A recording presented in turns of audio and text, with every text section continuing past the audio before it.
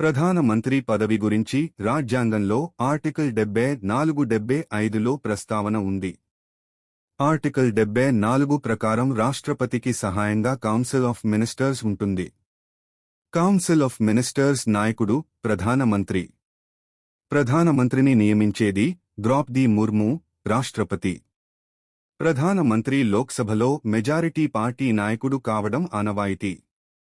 ప్రధానమంత్రి తప్పనిసరిగా పార్లమెంట్ సభ్యుడు కావాలి. సభ్యుడు కాకపోతే 6 నెలల్లో సభ్యత్వం పొందాలి. ఆర్టికల్ 75(5). ప్రధానమంత్రి పదవీకాలం స్థిరమైన కాలం లేదు, లోక్సభ విశ్వాసంపై ఆధారితం.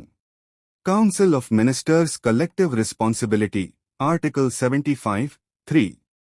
ప్రధానమంత్రి రాజీనామా చేస్తే మొత్తం మంత్రివర్గం రాజీనామా చేసినట్లే.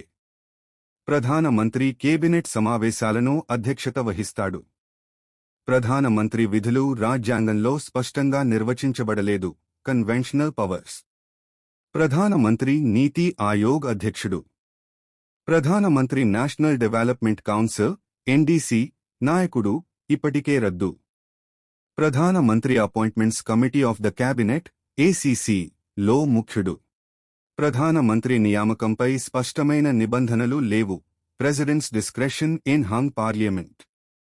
ప్రధానమంత్రి పదవికి కనీస వయస్సు 25 సంవత్సరాలు. లోక్సభ సభ్యత్వ అర్హత. ప్రధానమంత్రి లోక్సభకు బాధ్యత వహిస్తాడు. ప్రధానమంత్రి ఆర్టికల్ 78 ప్రకారం రాష్ట్రపతికి సమాచారం అందించాలి. ప్రధానమంత్రి రాజ్యాంగ సవరణలలో కీలక పాత్ర పోషిస్తాడు. భారత తొలి ప్రధానమంత్రి జవహర్ లాల్ నెహ్రూ. అత్యధిక కాలం ప్రధానమంత్రిగా పనిచేసిన వ్యక్తి జవహర్ లాల్ నెహ్రూ. అత్యల్ప కాలం ప్రధానమంత్రి అటల్ బిహారీ వాజ్పేయి 13 రోజులు 1996.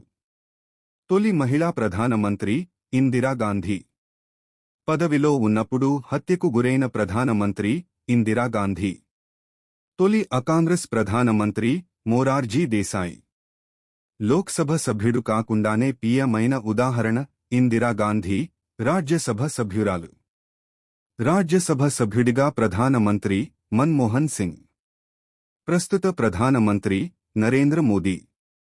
ప్రధానమంత్రి జీతం పార్లమెంట్ నిర్ణయిస్తుంది. ప్రధానమంత్రి కేబినెట్ రూపకల్పనలో పూర్తి స్వేచ్ఛ కలిగి ఉంటాడు. ప్రధానమంత్రి లోక్సభ రద్దు చేయమని రాష్ట్రపతికి సలహా ఇవ్వగలడు. ప్రధానమంత్రి విదేశాంగ విధానంలో కీలక పాత్ర.